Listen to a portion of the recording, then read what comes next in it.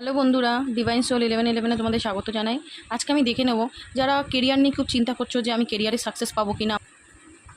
চলো দেখে নিই যে তোমাদের কেরিয়ারে তোমরা সাকসেস পাবে কি না।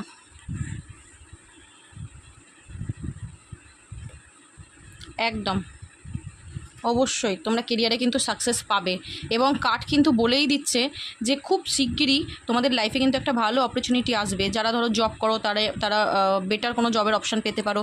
যারা বিজনেস করো তাদের লাইফে কিন্তু বিজনেস মানে আরও ডেভেলপ হওয়ার চান্স আছে।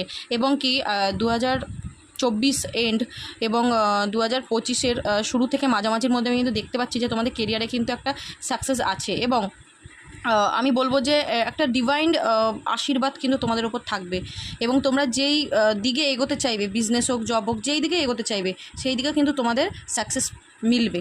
তো আমি বলবো এনার্জি খুব ভালো আজকে। তো